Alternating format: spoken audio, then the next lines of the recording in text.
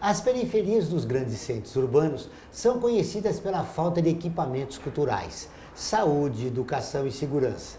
Nos últimos anos, movimentos coletivos, agências, empresas e negócios vêm surgindo nestas localidades para construir novas narrativas. Agência Mural, Solano Trindade, Perifacom, Favela Orgânica, Visionários da Quebrada, Periferia Inventando Moda são algumas dessas novas vozes desta população. Para falar sobre os olhares da periferia, recebemos a empreendedora social Ana Carolina Martins. Olá, seja bem-vindo. Eu sou Joel Scala, está começando o Observatório do Terceiro Setor, o olhar da cidadania.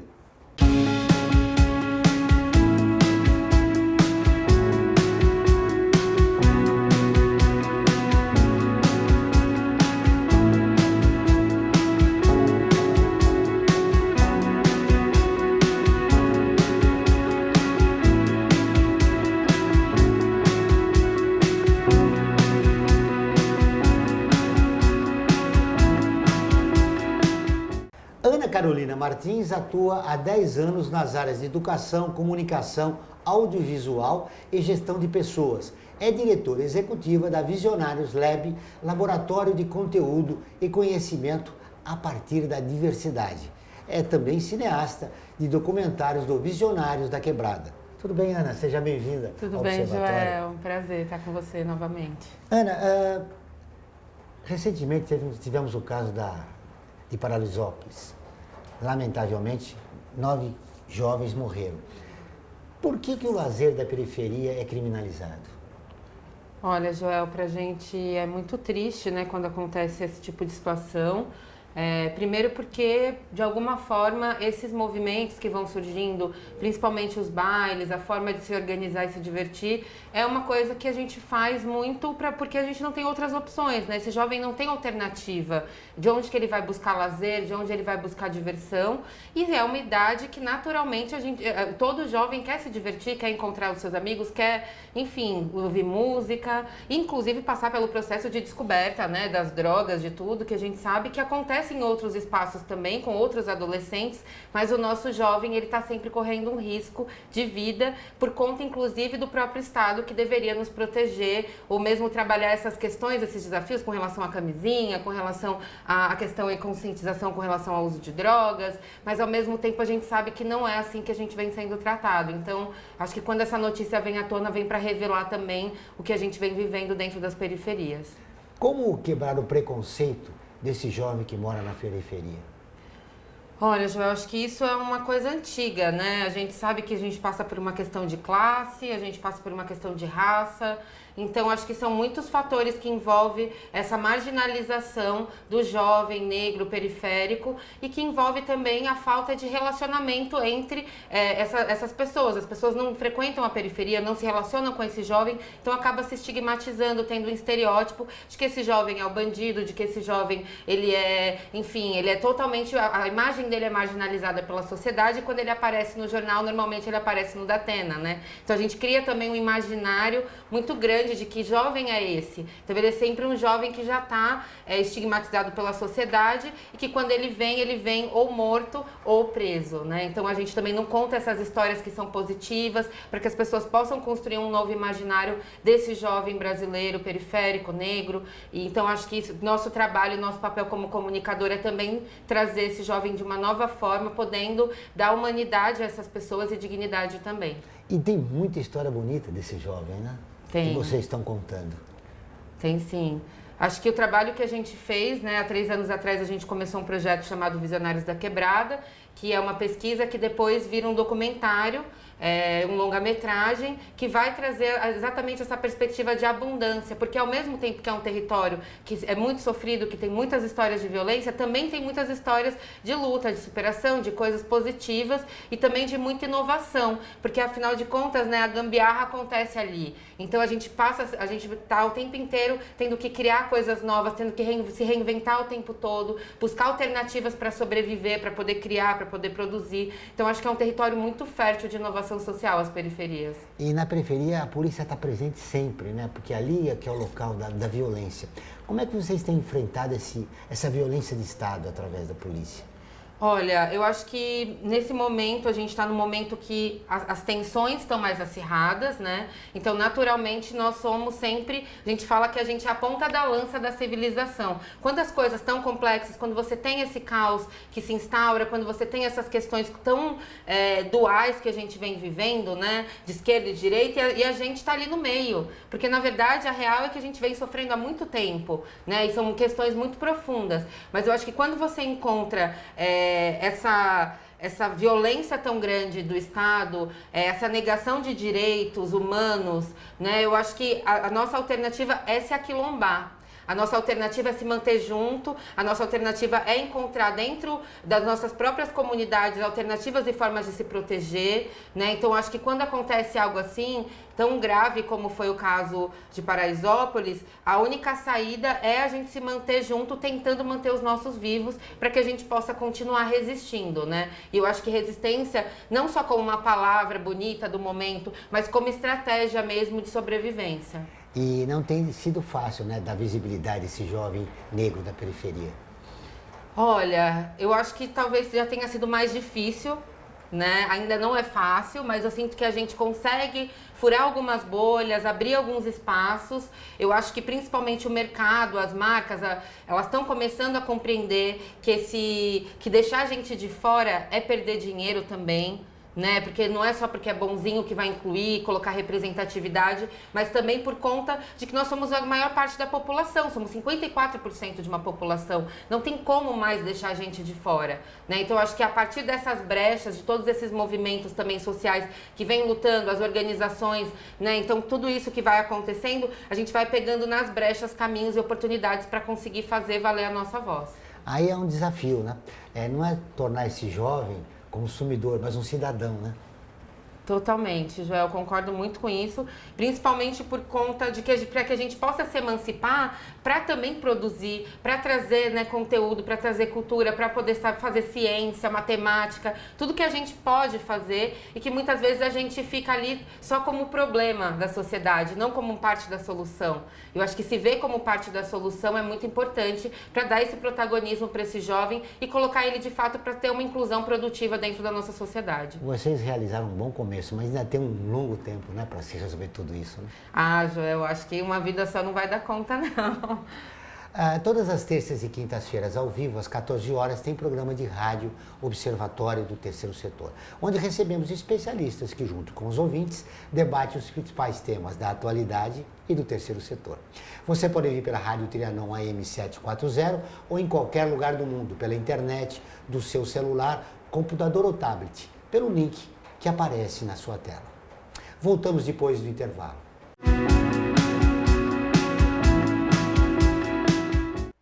Olá, eu sou Laura Gelbert, da ONU News. Notícias das Nações Unidas e do mundo você acompanha na página e nos programas do Observatório do Terceiro Setor, parceiro da ONU News. E para acompanhar diretamente a ONU News em português, acesse nossa página e redes sociais. Até lá! A FIA é muito mais que uma escola de negócios. É graduação, pós-graduação, MBA, mestrado e consultoria para empresas. Isso faz diferença. Conheça a FIA. Voltamos com o Observatório do Terceiro Setor. E agora, vamos para o quadro Você Conhece?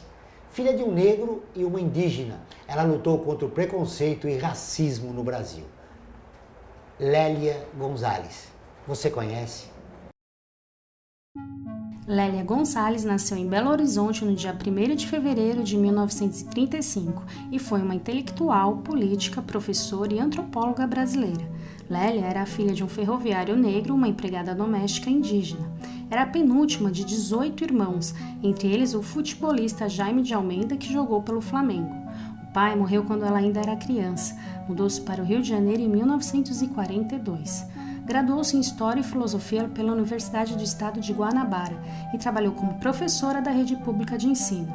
Fez mestrado em Comunicação Social e doutorado em Antropologia Política. Começou então a se dedicar à pesquisa sobre relações de gênero e etnia. Foi professora da Cultura Brasileira Pontífica Universidade Católica do Rio de Janeiro, onde chefiou o Departamento de Sociologia e Política.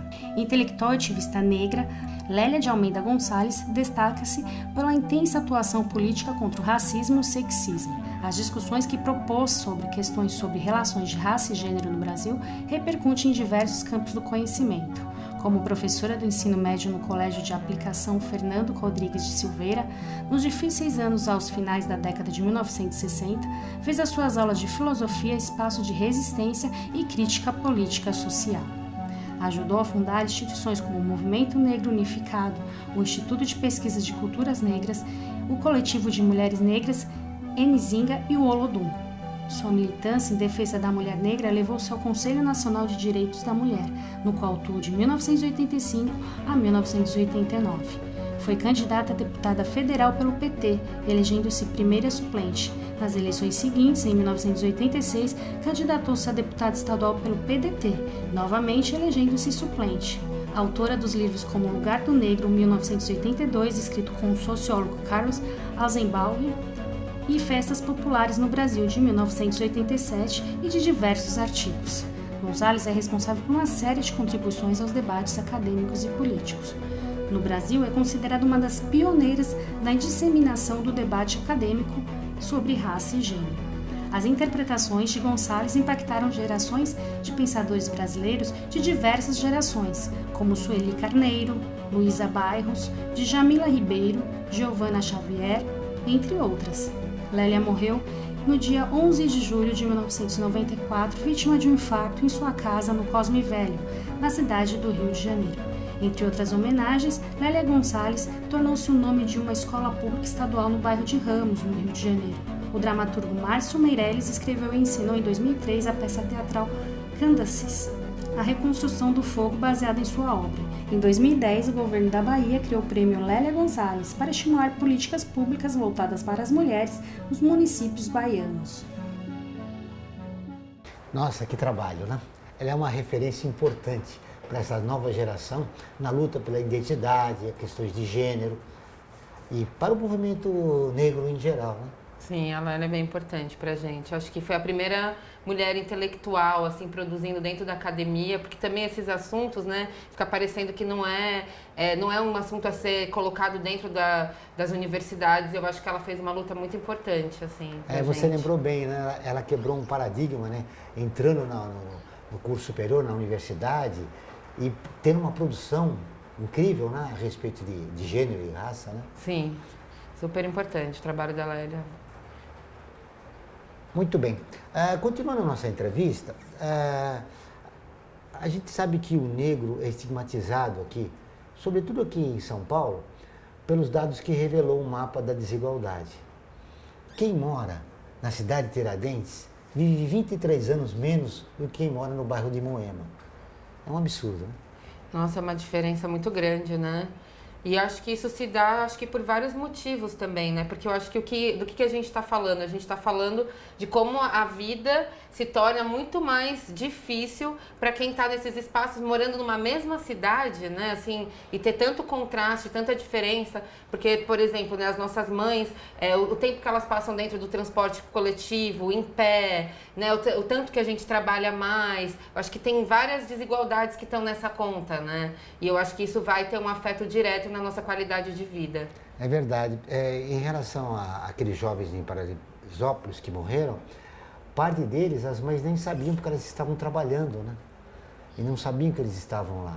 Quer dizer, é fundamental que o trabalho de vocês se desenvolva, tenham equipamentos, né, públicos para que os jovens tenham alternativa de lazer, né?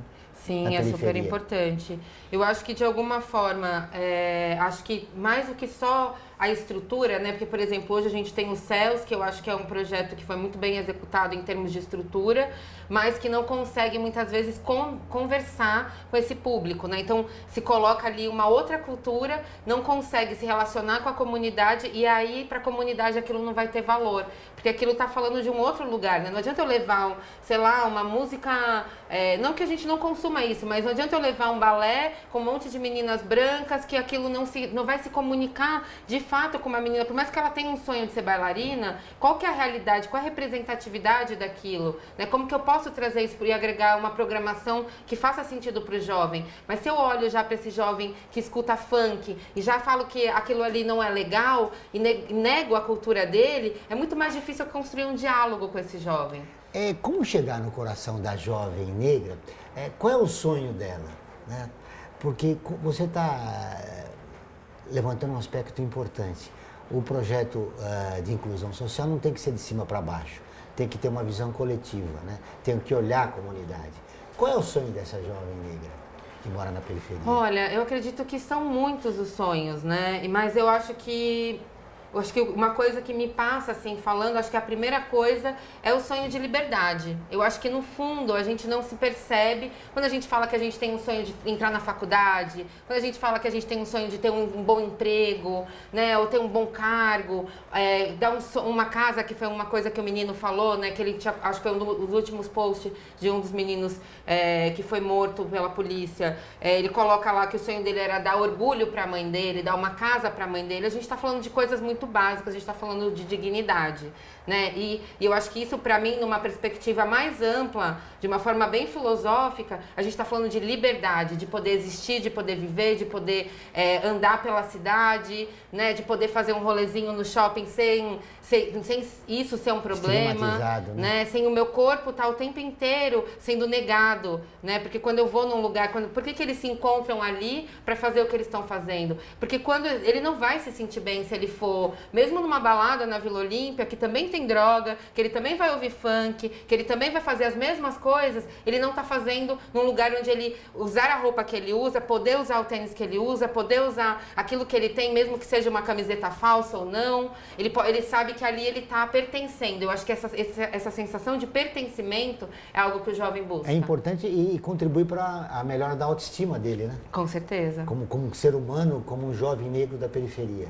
Sim, a gente quer se sentir bonito, né? A gente quer sentir que a gente, que aquilo que a gente faz é legal, que o seu amigo não vai estar ali olhando pra você, te diminuindo. Então, acho que esse encontro, o baile funk, pra mim, ele é um movimento muito importante, porque eu acho que ele revela muita coisa. Assim como, por exemplo, quando a gente vai falar do movimento dos anos 70, o Woodstock, cara, isso é uma subversão, né? E essa subversão, quando ela é feita pelos brancos, é legal, é alternativa, é descolado. E quando essa subversão é feita pelos negros, seja a partir de diversos outros movimentos que vieram, é sempre abafado, porque isso é uma forma de opressão, inclusive da nossa identidade, da nossa estética, da nossa linguagem. Não só abafado, criminalizado. Criminalizado. Também.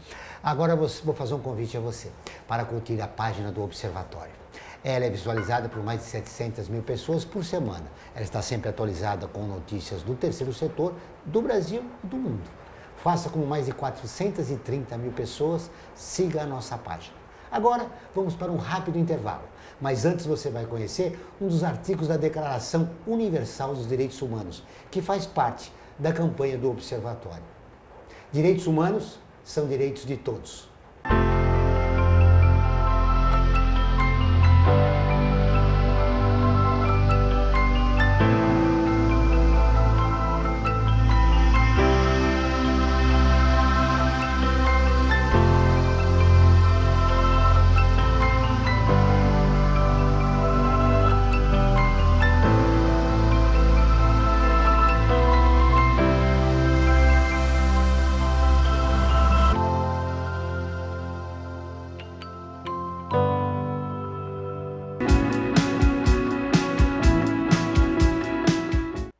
Olá, eu sou Laura Gelbert, da ONU News.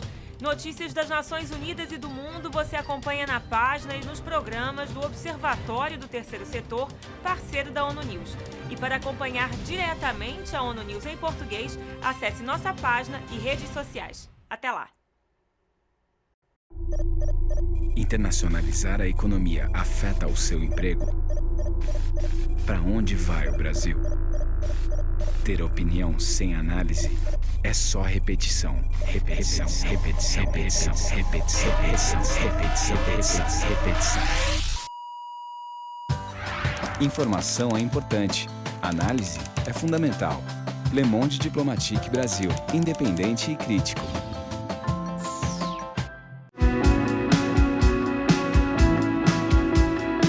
Estamos de volta com o programa do Observatório do Terceiro Setor, o Olhar da Cidadania. Não esqueça, todas as quartas-feiras, às 17 horas, tem programa Olhar da Cidadania na Rádio USP, com temas da atualidade e dos direitos humanos. Anote, quarta-feira, às 17 horas, na Rádio USP, em São Paulo, 93,7 e em Ribeirão Preto, 107,9 FM.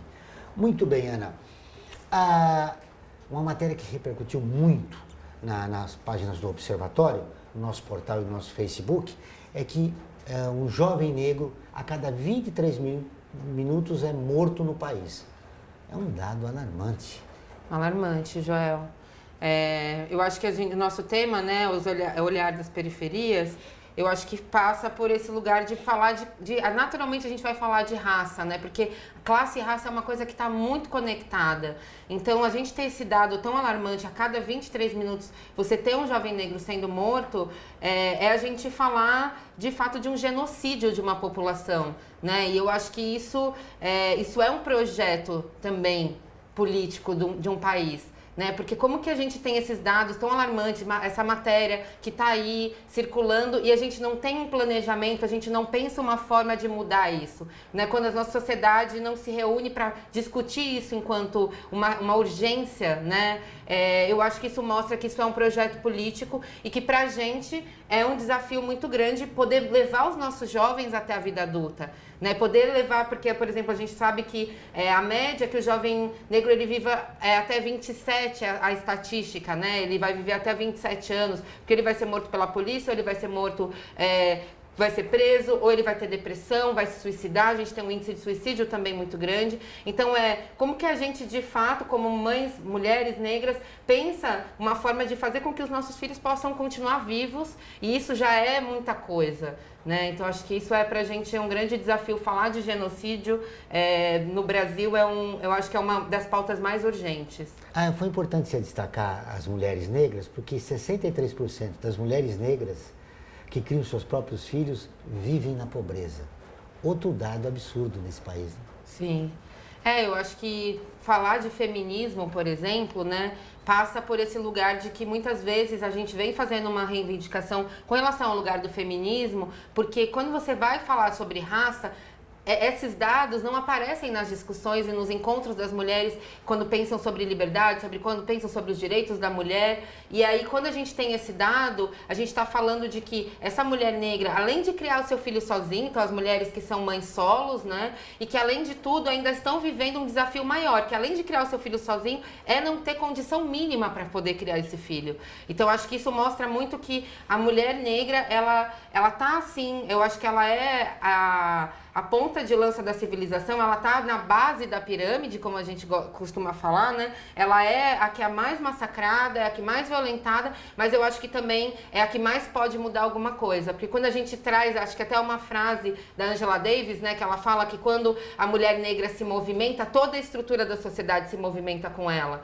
Então, acho que pra mim, é o ponto de mais atenção. Se a gente tem mulheres negras no espaço, onde estão essas mulheres negras? Como que a gente faz, de fato, uma inclusão? E quando eu tô falando de mulher negra, eu não estou falando só daquela mulher negra que a gente está acostumado a ver, que é a mulher negra jovem, né, que já está num processo de emancipação, que já entrou na faculdade. Estou falando dessa mulher negra que está realmente à margem e que vive muitas vezes condições muito desafiadoras, e nós, como mulheres negras mais jovens, não podemos deixá-las para trás, esquecidas, que eu acho que é muito importante a gente fortalecer essas mulheres, poder contribuir. E eu acho que o feminismo negro ele vai falar muito sobre esse senso de comunidade, né? Então, pra gente, o homem, a mulher, a criança, o mais velho, a mais velha, a gente precisa estar com todo mundo junto para que a gente possa, de fato, reconstruir a comunidade que a gente almeja como uma comunidade negra para o futuro. Segundo dados do IBGE, revelou que os jovens negros já são maioria nas escolas, nas faculdades públicas, né, do país.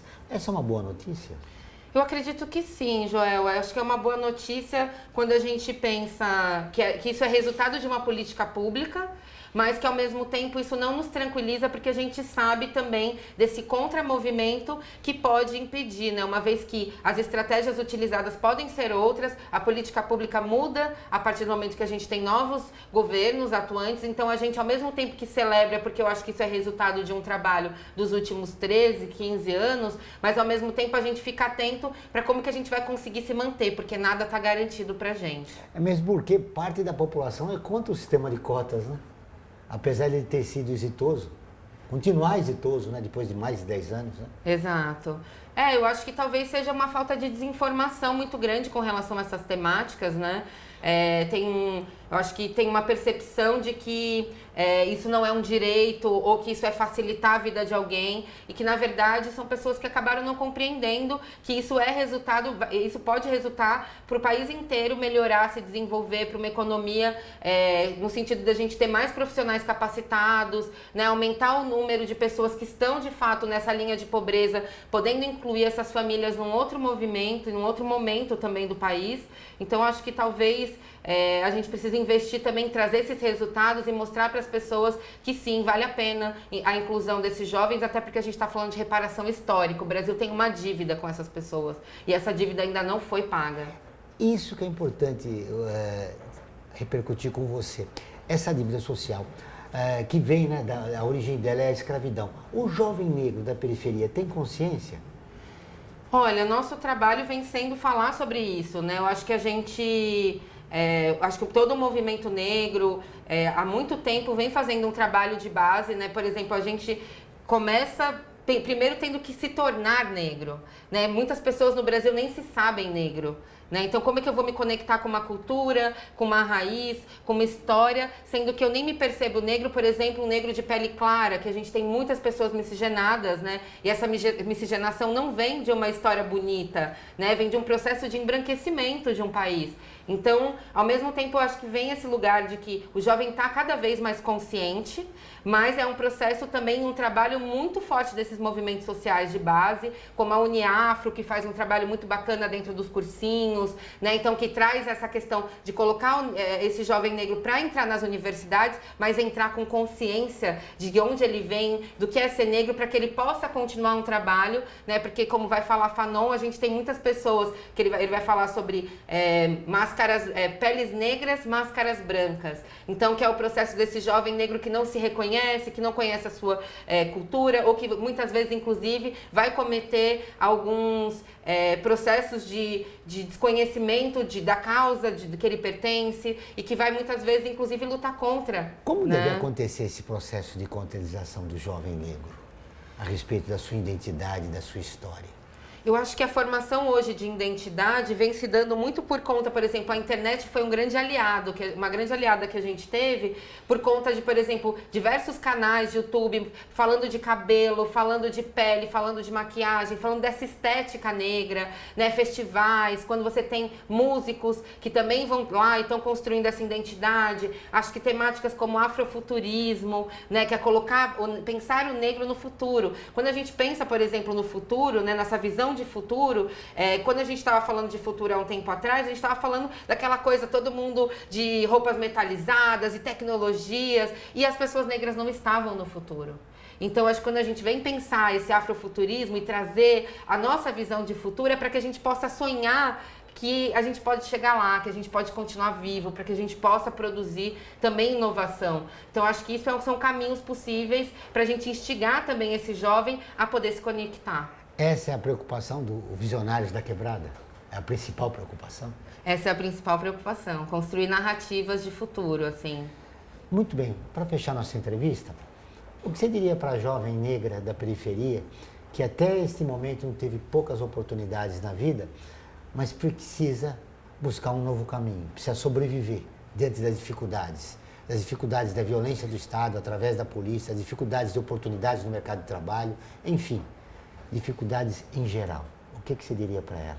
Olha, Joel, eu acho que é muito difícil assim, para a gente mandar esse recado, porque é um recado que mexe muito com são muitas histórias, né? Então, quando eu penso numa outra Ana do outro lado, eu acho que para mim o que fez diferença foi poder me encontrar com pessoas, poder procurar pessoas, ajuda, né? Estar em rede para que a gente possa passar por esses desafios de forma melhor, assim. Acho que o que me trouxe aqui foram esses encontros de poder ter muitas pessoas que acreditaram em mim, né? Então, acho que às vezes a gente tem que abrir mão desses espaços que são, que colocam a gente para baixo, que acabam com a nossa autoestima e buscar encontrar no sarau, buscar encontrar nesses movimentos, nesses festivais, em todas essas coisas que vem acontecendo dentro das periferias, encontrar na arte, na cultura, na poesia, né, no cinema, acho que a nossa reconstrução para que a gente possa continuar esses desafios sendo enfrentados. Parabéns pelo trabalho e obrigado pela entrevista. Obrigada. O Observatório do Terceiro Setor fica por aqui. Esse e todos os nossos programas de TV e rádio estão em nosso portal, acessado por mais de 4,5 milhões de pessoas de 173 países. Acesse você também, observatórioterceirsetor.org.br. E nós ficamos por aqui, contando sempre com você na luta por uma sociedade mais justa, solidária e tolerante. Até o próximo programa.